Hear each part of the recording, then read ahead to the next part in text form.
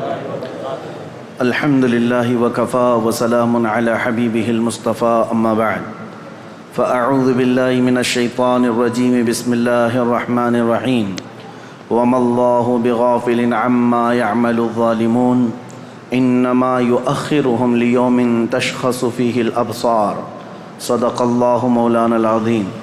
بارگاہ رسالت محمد صلی اللہ تعالیٰ علیہ وسلم میں درود پاک کا ہدیہ پیش کریں۔ اللہم صلی علی سیدنا و مولانا محمد معدن الجود والکرم وآلہ واصحابہ الکرام وابنہ الکریم وبارک وسلم صلاة دائمة سرمدا ابدا۔ اردو میں ایک مشہور محاورہ ہے، ایک چھوٹا سا اگرچہ ٹکڑا ہے لیکن بہت معنی خیز ہے۔ لمحے نے خطا کی صدیوں نے سزا پائی۔ کبھی کبھار ایسا ہوتا ہے کہ ایک چھوٹے سے لمحے میں خطا ہو جاتی ہے اور اس کی سزا صدیوں تک رہتی ہے۔ اسی لیے ہمیشہ ایک بات یاد رکھیں کہ ہم سے ہونے والی غلطیوں کا تعلق کس بات سے ہے۔ اپنی ذات سے ہے تو اس کی تلافی ہو سکتی ہے، لیکن کسی اور کی ذات سے ہے پھر یہ دیکھنا ہوگا کہ وہ ذات کون ہے۔ میں یہ بات اس لیے عرض کر رہا ہوں کہ کربلا کے واقعات کے بعد صدیاں گزر گئیں، لیکن اس ظالم حکومت یزید کی حکومت پر اب تک لعنت کی جا رہی ہے اور قیامت تک یہ چلتا رہے گا۔ حالانکہ اگر تاریخ دیکھی جائے تو بہت مختصر سی حکومت کرنے والا ہے شخص، یعنی صرف اس کو 3 سال ملے۔ حضرت امیر معاویہ کے انتقال کے بعد تخت پر بیٹھا اور 3 سال تک حکومت کیا، اس کے بعد بہت سخت بیماری کے عالم میں مر گیا۔ تو یزید کا دور حکومت صرف 3 سال ہے، لیکن ان 3 سالوں کے اندر جو سب سے ہولناک حادثہ پیش آیا ہے وہ کربلا کا ہے۔ اور دوسری بات یہ ہے کہ یزید کربلا میں حاضر بھی نہیں تھا، کربلا میں گیا نہیں ہے، لیکن سارا الزام اس کے سر پر ہے۔ اس کی وجہ یہ ہے کہ اس کی منشا سے ہوا تھا، اس کے حکم پر ہوا تھا۔ اب اس بات کا اندازہ کیجئے کہ ہم سے ہونے والی کوئی بھی غلطی اگر کسی ایسی ذات سے ہے جو اللہ کا محبوب ہے تو پھر یہ غلطی بھلائی نہیں جاتی، قیامت تک یاد رکھی جاتی ہے۔ اللہ والوں کے ساتھ اگر تمہاری کوئی زیادتی ہو گئی تو یہ بھلایا نہیں جائے گا، ہمیشہ تم ملعون کہلائے جاؤ گے۔ اس بات کا ہمیشہ لحاظ رکھا جائے۔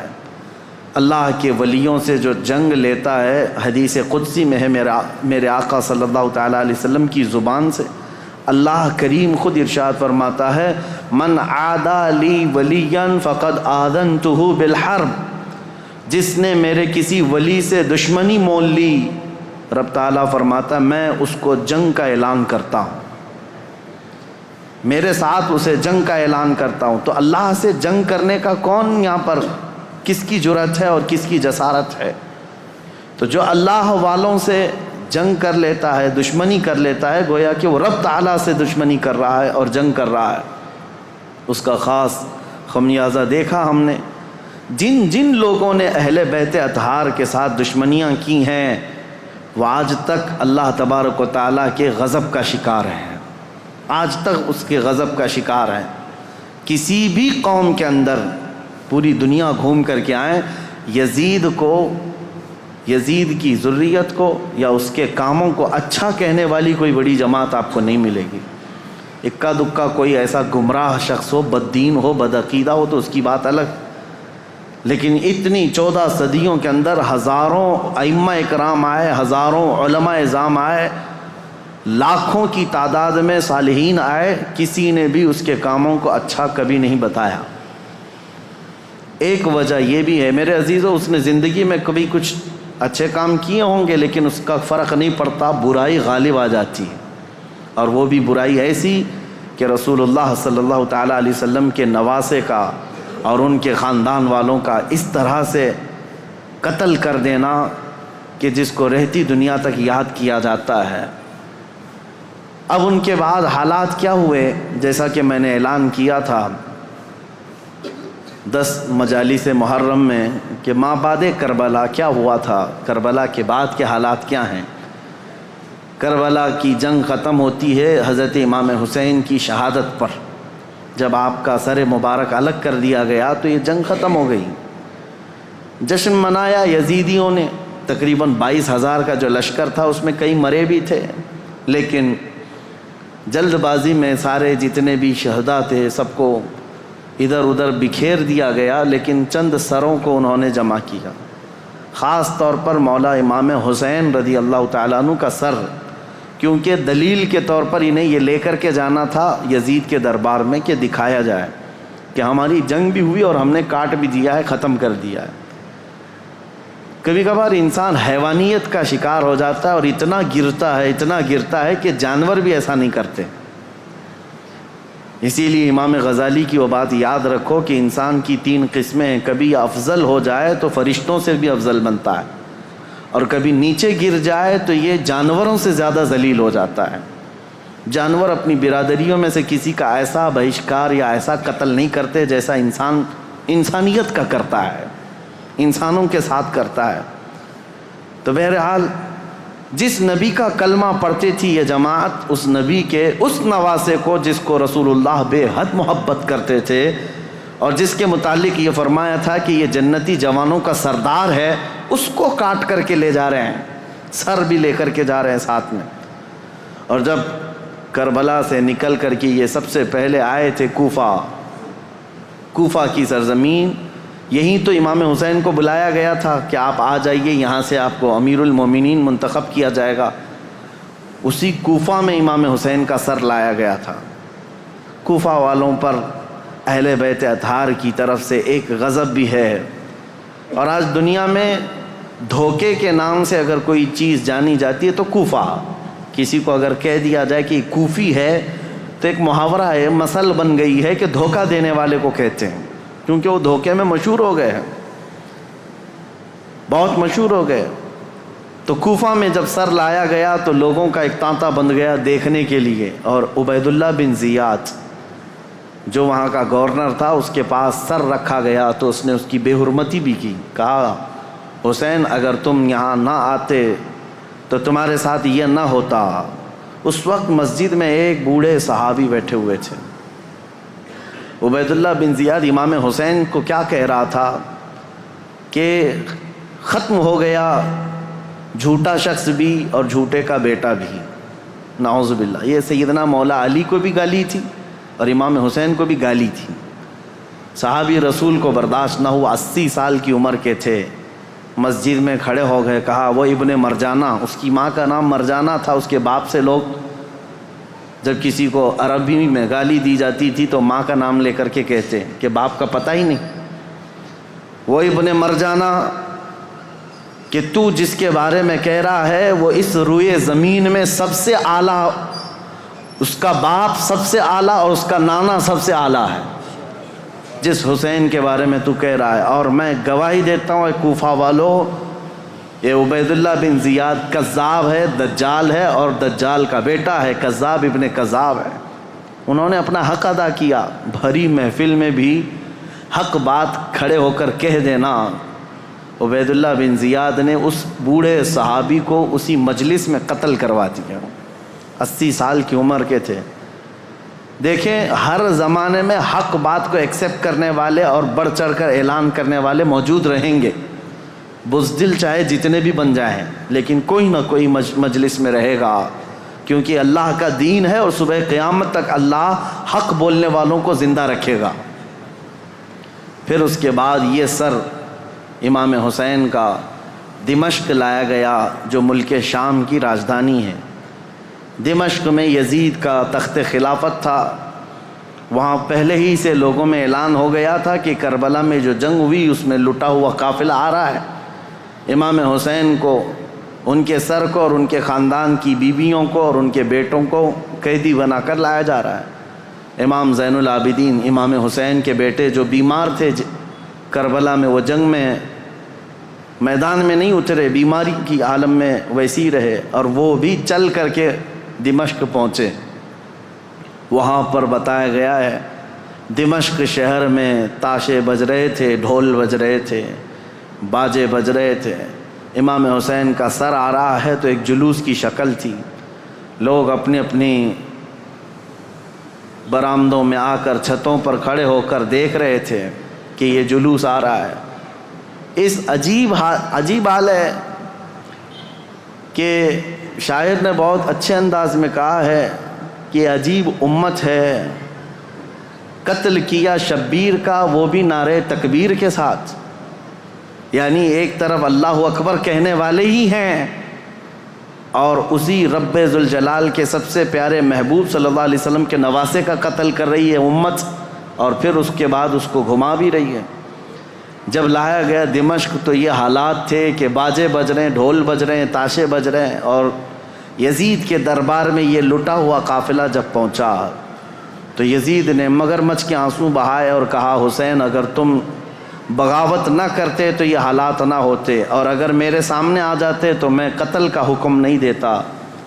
یہ سب حالات لکھے ہوئے ہیں، لیکن میرے عزیزو ایک بات ہے میں یہاں پر کلیئر کر دیتا ہوں۔ بعض ایسے لوگ ہیں جو تحقیقات کی بنیاد پر یہ کہتے ہیں کہ یزید تو افسوس کر رہا تھا امام حسین کے قتل پر، وہ راضی نہیں تھا۔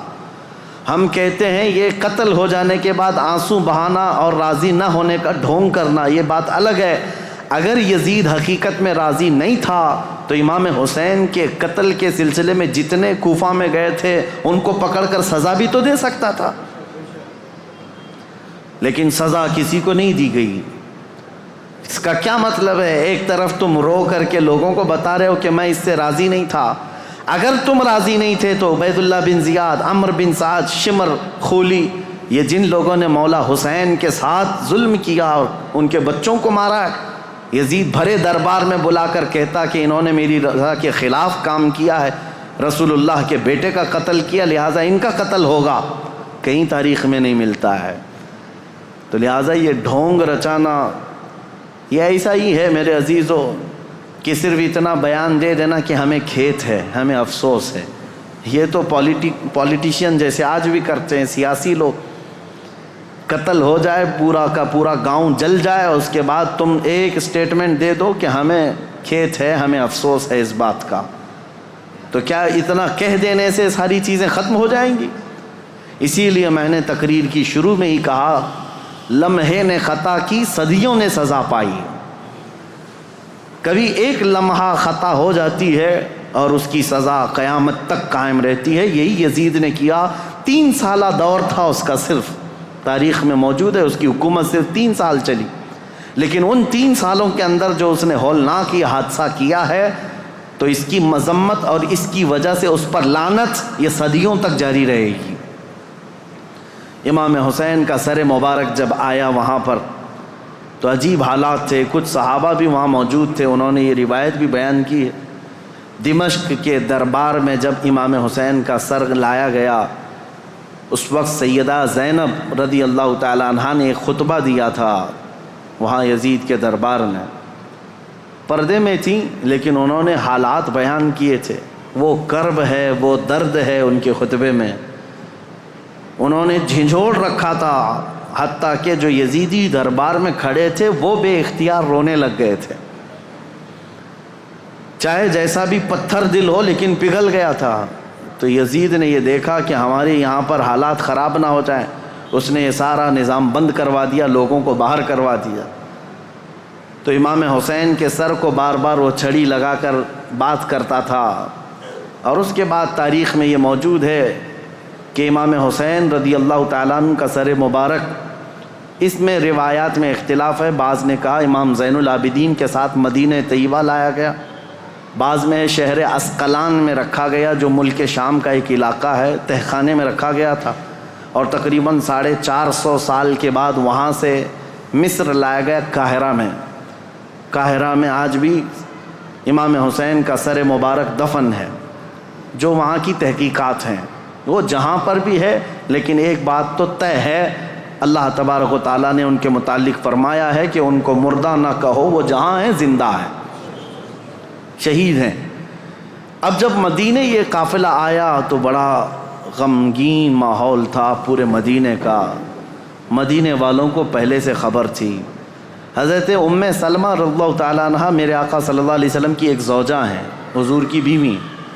ایک مرتبہ حضور اکرم صلی اللہ تعالیٰ علیہ وسلم بیٹھے ہوئے تھے، اچانک آپ کی آنکھوں میں آنسو آئے۔ حضرت ام سلمہ نے پوچھا یا رسول اللہ صلی اللہ علیہ وسلم یہ آنسو کس بات کے؟ کہا کہ مجھے جبرائیل نے آ کر یہ خبر دی ہے کہ میرے اس لخت جگر فاطمہ کے بیٹے کو میری امت شہید کر دے گی، مار ڈالے گی۔ مجھے اس بات کا قلق ہے، دکھ ہے، اور جبرائیل نے ایک شیشی میں مجھے مٹی لا کر کے دی، وہ اس کربلا کے میدان کی، اور وہ حضرت ام سلمہ کو دے دیا۔ حضور نے کہا کہ یہ شیشی سنبھال کر کے رکھنا، جس دن دیکھنا کہ اس کی مٹی لال ہو گئی تو سمجھ لینا کہ میرا بیٹا شہید ہو گیا۔ تو حضرت ام سلمہ رضی اللہ تعالیٰ عنہ اس وقت موجود تھیں، باحیات تھیں، رسول اللہ صلی اللہ علیہ وسلم کی زوجہ۔ وہ کہتی ہیں کہ وہ شیشی میں نے رکھی تھی، اور جس دن یہ کربلا کا واقعہ پیش آیا اس دن انہوں نے خواب بھی دیکھا حضور صلی اللہ تعالیٰ علیہ وسلم کو کہ نبی کریم صلی اللہ تعالیٰ علیہ وسلم گرد و غبار جھاڑتے ہوئے اپنے لباس کو جھٹکتے ہوئے تشریف لا رہے ہیں۔ تو حضرت ام سلمہ نے حضور کو خواب میں دیکھ کر پوچھا یا رسول اللہ صلی اللہ تعالیٰ علیہ وسلم کون سے لمبے سفر سے آپ تشریف لا رہے ہیں کہ گرد و غبار آپ جھاڑتے ہوئے تشریف لا رہے ہیں؟ میرے آقا صلی اللہ تعالیٰ علیہ وسلم نے فرمایا ام سلمہ، میری امت کے اشقیاء نے میرے بیٹے کو اور میرے خاندان کو کاٹ دیا، قتل کر دیا کربلا کے میدان میں۔ ان کی سب کی لاشیں میں جمع کرتا کرتا سب کو دیکھتا ہوا وہاں سے آ رہا ہوں، کربلا کے میدان سے تھکا ہوا۔ حضرت ام سلمہ کہتی ہیں کہ میں گھبرا گئی، یہ خواب دیکھی تھی رات کو۔ صبح وہ جلدی اٹھتی ہیں، یہ عاشورہ کا دن تھا۔ وہ فرماتی ہیں کہ میں جلدی سے جا کر اس شیشی کو یاد کرتی ہوں جو میرے آقا صلی اللہ علیہ وسلم نے مجھے زندگی میں دیا تھا، وہ ویسی سنبھالی رکھی ہوئی تھی۔ جا کر دیکھا تو اس شیشی کے اندر مٹی نہیں، پورا خون جمع تھا۔ حضرت ام سلمہ کہتی ہیں میں نے مدینے والوں کو اسی دن اطلاع دے دی کہ اے اہل مدینہ، رسول اللہ کا بیٹا شہید ہو گیا۔ اس وقت کوئی ٹیلی گرام نہیں تھا اور نہ ہی کوئی ایسی تیز خبریں لانے والا انٹرنیٹ یا موبائل یا فون کا سسٹم تھا، مواصلات تو نہیں تھے۔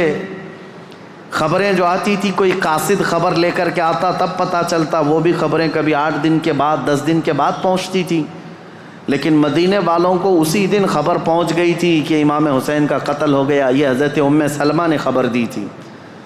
مدینے والوں نے آ کر کے پوچھا کہ یہ حالات ایسے ہو گئے۔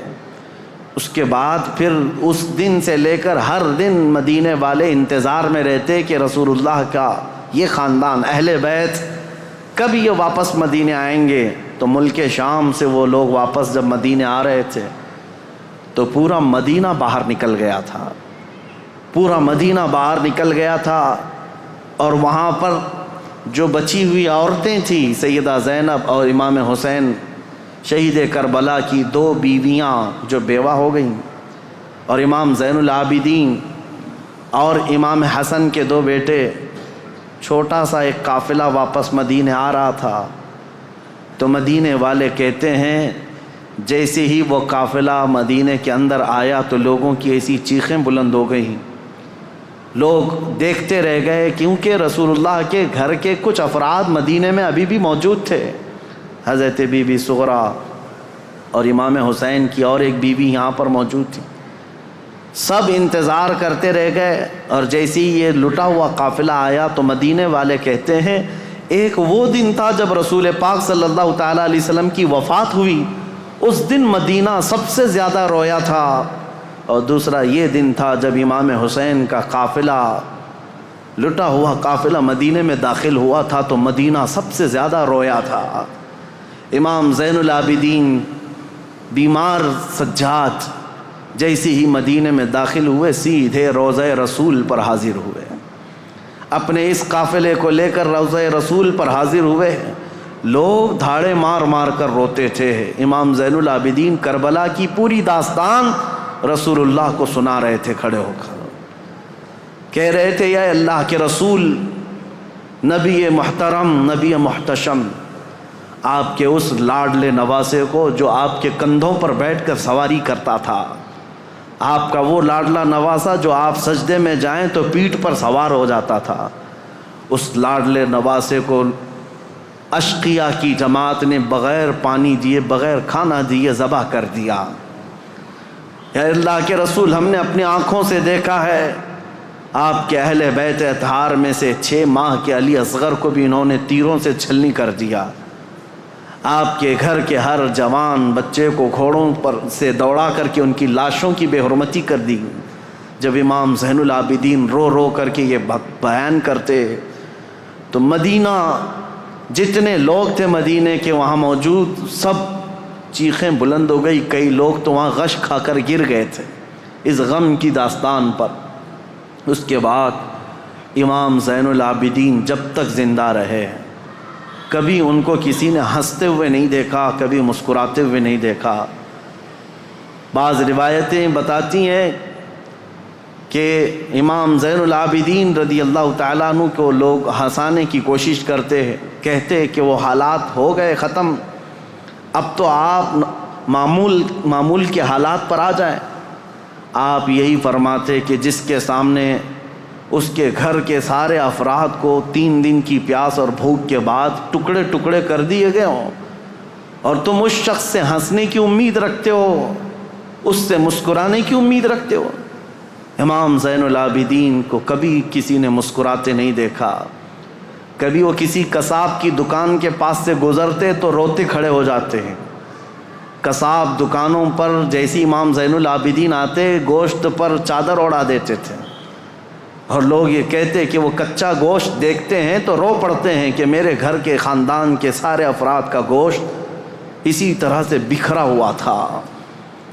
وہ کسی ذبح کرتے ہوئے جانور کو دیکھتے تو رو پڑتے تھے، ان کی آنکھوں سے آنسو نکل آتے، اور یہی کہتے کہ لوگ تو جانوروں کو پانی پلا کر ذبح کرتے ہیں، میرے باپ کو لوگوں نے 3 دن کی پیاس کے بعد ذبح کیا تھا۔ تو ان کے غم کے برابر تو میں سمجھتا ہوں دنیا کا غم ہی نہیں ہے امام زین العابدین کا۔ لیکن میرے عزیزو، قرآن کی یہ آیت بالکل برحق ہے۔ میرا مولا فرماتا ہے وَمَا اللَّهُ بِغَافِلٍ عَمَّا يَعْمَلُ الظَّالِمُونَ، اللہ ظالموں کے کام سے غافل نہیں ہے، بے خبر نہیں ہے۔ ہر ظالم اپنے انجام کو پہنچے گا ضرور۔ حالات کروٹ لیتے ہیں۔ یزید کا دور حکومت ختم ہو گیا، اس کے بعد یزید کا بیٹا معاویہ تخت نشین ہوا۔ 6 مہینے صرف خلافت چلی، اس کے بعد یہ خاندان کی وراثت ہی ختم ہو گئی۔ معاویہ کے بعد، یعنی یزید کا بیٹا جو معاویہ تھا، اس کے بعد پھر اس خاندان میں خلافت ہی ختم ہو گئی۔ مروان کی حکومت چلی، مروان کے بیٹوں کی حکومت چلی، لیکن اس اثنا میں ایک شخص مختار ثقفی نام سے کوفہ کی سرزمین سے ابھرتا ہوا ایک نوجوان نکلا۔ وہ اہل بیت کا جانثار تھا، محب تھا، چاہنے والا تھا۔ وہ کوفہ کی ساری طاقت و قوت کو اس نے جمع کر لیا، اور اسی دن سے اس نے طے کیا کہ رسول اللہ کے خاندان کے ساتھ جو ہوا ہے میں اس کا بدلہ لے کر کے رہوں گا، میں کفارہ ادا کروں گا۔ تھا تو کوفہ کا رہنے والا، اور اس نے اپنی پوری مجتمع طاقت کو لے کر وہاں کی سارے لوگوں کو جمع کر لیا۔ اس کے بعد پھر ایک بعد دیگرے لوگوں کو ڈھونڈنا شروع کیا، اور جو تاریخ ہے میرے عزیزو، اس نے پیچھا کیا سب سے پہلے اس شمر کا جس نے امام حسین کی گردن الگ کی تھی۔ اور ایک لمبا واقعہ ہے، میں مختصراً یہ بتاتا ہوں۔ وہ شمر چھپتا چھپاتا کوفہ چھوڑ دیا، جا کر کے ایک کھیتی میں رہنے لگا، اور اس کے بعد پھر وہاں سے بھی چھپ کر کے کسی کسان کے ساتھ رہتا تھا۔ لیکن مختار ثقفی نے قسم کھا لی تھی کہ ہر اس شخص کو میں قتل کروں گا جو کوفہ سے نکل کر کربلا کے میدان میں امام حسین کے مقابل میں گیا تھا، اور جتنے گئے ہوئے تھے ان کو چن چن کر کے وہ قتل کرتا گیا، مارتا گیا۔ اور اس کے بعد پھر شمر مل گیا، اس کو اس نے اتنی بری طرح سے قتل کیا کہ اس کے ٹکڑے بکھیر دیے، اور اس کے بعد کتوں کو کے سامنے اس کے ٹکڑوں کو ڈال دیا جو امام حسین کا قاتل تھا۔ پھر خولی بن یزید تھا ایک شخص، اور ایک شخص تھا جو امام حسین کے جسم اقدس پر پیر رکھ کر کے ان کو گرایا تھا، وہ تو پہلے ہی مر گیا۔ تو مختار ثقفی نے کہا کسی بھی کوفی کو مرنے کا بھی حق نہیں ہے بغیر سزا لیے ہوئے۔ اس نے اس کی قبر کھدوا دی اور اس کے بعد اس کی لاش کو جلوا دیا، کہا یہ عبرت ہے لوگوں کے لیے۔ اور اس کے بعد عبید اللہ بن زیاد جو گورنر تھا، اس کی جنگ ہو گئی ابراہیم ایک اور گورنر بصرہ کے گورنر کے ساتھ، اور وہ حاوی ہو گیا، عبید اللہ بن زیاد کی فوج ماری گئی۔ پھر عبید اللہ بن زیاد گرفتار ہو کر کے آیا تو مختار ثقفی گیا اور کہا کہ یہ شخص میرے حوالے کرو، یہی ہے پورے کربلا کی داستان کا اصل مجرم۔ کوفہ کا گورنر بن کر کے آیا، امام مسلم کو قتل کیا، ہانی بن عروہ کو قتل کیا، اور اسی نے بھیجا تھا کربلا میں۔ پھر عبید اللہ بن زیاد کو اس نے گرفتار کر کے چوراہے پر کھڑا کیا، اور اس کے بعد اس کے ساتھ بھی وہی حشر ہوا میرے عزیزو، جس کو بیان نہیں کیا جا سکتا، کہ وہ موت مانگتا تھا لیکن کوئی اس کو وہاں پر مکمل قتل کرنا بھی نہیں چاہتا تھا۔ اور مختار ثقفی اس کی انگلی کاٹتا اور اس کے بعد کہتا کہ درد کیسا لگتا ہے، کبھی اس کا کان کاٹتا اور کہتا درد کیسا لگتا ہے، تو نے رسول اللہ کے چھوٹے چھوٹے بچوں کو قتل کیا، آج تیری انگلی کٹنے پر تو گوارا نہیں کر پاتا، برداشت نہیں کر پاتا۔ اس حسین ابن علی نے کیسے گوارا کیا ہوگا جب 6 مہینے کے بچے کی گردن میں تم نے تیر ڈال دیا تھا۔ کئی دنوں کی اس مشقت کے بعد عبید اللہ بن زیاد کو بھی قتل کر دیا گیا، ختم ہو گیا، اور جتنے گئے ہوئے تھے عمرو بن سعد سب مارے گئے، ایک بھی نہیں بچا۔ یہاں تک کہ یہ سلسلہ تقریباً 3 یا 4 سال تک چلا۔ مختار ثقفی کو جتنے لوگوں کی لسٹ تھی اس نے ایک بندے کو بھی نہیں چھوڑا۔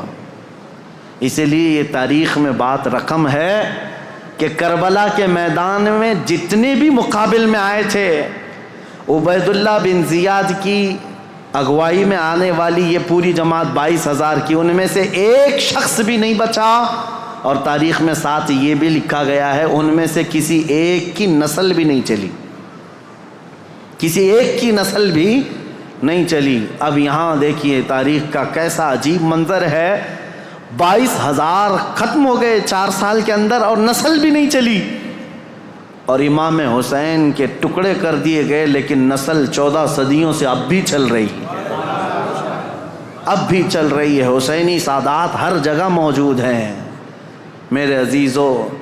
اسی لیے میرا رب تعالیٰ فرماتا ہے اللہ تعالیٰ ظالموں کے کام سے بے خبر نہیں ہے، اور جب اللہ انتقام لیتا ہے تو پھر تمہاری نسلیں بھی ختم ہو جاتی ہیں۔ اسی لیے ہمیشہ اس بات کا خیال رکھیں کہ ہم سے ہونے والی خطائیں، غلطیاں، اگر اس کا تعلق اللہ کی کسی محبوب بندے سے ہے تو پھر قیامت تک تم پر لعنت برسائی جائے گی۔ کبھی ہرگز ایسا کام ہونے نہ پائے کہ تم سے زیادتی ہو گئی ہو اور وہ بھی کسی اللہ والے کے ساتھ، ورنہ اللہ انتقام لے گا، اللہ انتقام لے گا۔ آپ یہ مت سمجھ کر کے چلیں کہ صرف ایک کربلا ہو گیا اور ایک یزید تھا، ایک حسین تھے اور پھر معاملات نہیں، ہر دور میں یہ معاملات ہوتے ہیں۔ آج بھی آپ کو یہی نصیحت کر رہا ہوں کہ کبھی تمہاری طرف سے کسی ایسی شخصیت کو تکلیف نہ پہنچاؤ جو اللہ والا ہے، اللہ کا محبوب بندہ ہو، ورنہ ہوگا یہ کہ اس کا انتقام اللہ لے گا، اللہ کی طرف سے ہوگا۔ ایک مشہور بزرگ ہیں، وہ حضرت شیبہ، مجذوب بزرگ تھے، بیٹھے رہتے تھے بازار میں، اور ایک بڑے سیٹھ آدمی نے اپنی بیوی کو شاپنگ کے لیے لایا، اور اس کے بعد وہ اس کی عورت کو عمدہ لباس پہنا کر کے بازار میں چل رہا تھا۔ یہ جو حضرت شیبہ ہیں، بزرگ ہیں، ان کا پیر کیچڑ میں ایسے گر گیا تو کیچڑ اچھل کر کے بیگم کی لباس پر کیچڑ آ گیا، تو سیٹھ کو بڑا غصہ آ گیا کہ میری بیگم کے نئے نئے کپڑے جو ہے نا کیچڑ میں خراب ہو گئے، اور یہ بوڑھا شخص اس نے ایسا کیا، تو آیا زوردار 2 تماچے لگا دیا اس بزرگ کو، حضرت شیبہ کو، پاگل دیوانہ کہیں کا نظر نہیں آتا، کیچڑ میں پیر ڈال دیا، میری بیگم کے مہنگے لباس کو تو نے گندا کر دیا۔ اس بزرگ نے کچھ نہیں کہا، بابا معاف کر دو، غلطی سے میرا قدم گر گیا۔ کہا کیسی غلطی؟ دامن پکڑ کر کے کھینچنے لگا۔ بیگم آئی اور کہا چھوڑ دو، یہ اللہ والے ہیں، ان کے بارے میں لوگ جانتے ہیں۔ کہا کہاں کا اللہ والا؟ کیسا اللہ والا؟ اس کو دکھاوا تھا، اس سیٹ کو اپنی بیگم کے سامنے اپنی پہلوانی دکھانی تھی، مارا توڑا سب کیا، گھر گیا۔ اسی شام کو گھر کے اوپر سیڑھیوں سے اس کا پیر پھسلا، نیچے گرا اور ایسا گرا کہ سر کا کھوپڑی باہر آ گئی، بھیجا باہر آ گیا، جگہ پر انتقال ہو گیا۔ یہ واقعہ میں اس لیے بتا رہا ہوں، مکافات عمل کیا ہے۔ اس کی بیگم نے ہلہ کرنا شروع کیا کہ یہ معاملہ اسی وجہ سے ہوا، آج اس بزرگ کو اس نے مارا، اسی وجہ سے میرا شوہر آج مر گیا۔ لوگ جمع ہوئے، سب کے پاس یہ عورت یہی کہتی تھی کہ اسی وجہ سے ہوا ہوگا، اسی وجہ سے ہوا ہوگا۔ لوگوں نے کہا چلو ہم پوچھتے ہیں ان سے، کیا آپ نے ایسی بد دعا کر دی اس بندے کو کہ مر ہی گیا بیچارہ؟ تو ایک حلوائی کی دکان پر یہ بیٹھے ہوئے مل گئے، لوگ آئے جو ذمہ دار تھے گاؤں کے، کہا کہ بابا اس نے 2 تھپڑ کیا لگائے، آپ نے اس کو ایسی بد دعا کر دی کہ اس کی تو جان چلی گئی، وہ تو ختم ہی ہو گیا۔ کہا کیسے ہوئے؟ لوگوں نے بتایا سیڑھیوں سے گرا اور نیچے گرا تو بھیجا ہی باہر آ گیا، مر گیا۔ اس بزرگ نے کہا اللہ کی قسم، اللہ گواہ ہے، میں نے کوئی بد دعا نہیں کی، اللہ کی قسم دیتا ہوں، تم مجھ سے جو حلف لینا چاہو لے لو، میں نے کوئی بد دعا نہیں کی ہے۔ لوگوں نے کہا لیکن اس کی عورت تو یہی کہہ رہی ہے کہ آپ کو آج اس نے مارا تھا 2 تھپڑ اور آپ کی بد دعا سے وہ ہلاک ہو گیا، پھر ایسا کیسے ہو گیا ہے؟ اس بزرگ نے ہنستے ہوئے کہا کہ بیٹا بد دعا تو میں نے نہیں کی، میں تو معاف کر دیا، لیکن دستور ہے دوست کو پہنچی ہوئی تکلیف دوست برداشت نہیں کرتا۔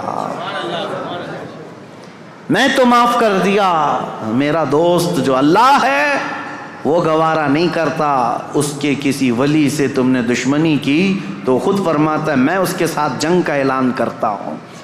اسی لیے ہمیشہ اس بات کا لحاظ رکھیں میرے عزیزو، ہمارے کسی عمل سے اللہ والوں کو تکلیف نہ ہو۔ دیکھو رسول اللہ کے اہل بیت یہ اللہ والے تھے، امام حسین، تکلیف پہنچی تو آج تک وہ یزیدی ذلیل ہیں اور لعنت کے پھٹکار ان پر برس رہے ہیں اور صبح قیامت تک ہوتے رہیں گے انشاءاللہ۔ لمحے نے خطا کی، صدیوں نے سزا پائی۔ اللہ کریم ہم سب کو کہنے سننے سے زیادہ عمل کی توفیق عطا فرمائے۔ رب قدیر ہم سب کو ظلم سے کوسوں دور رکھے اور مولا کریم ہمیں اہل بیت کے ساتھ زندگی عطا کرے اور قیامت کے دن اہل بیت کے ساتھ حشر عطا فرمائے۔ وآخر دعوانا الحمدللہ رب العالمین۔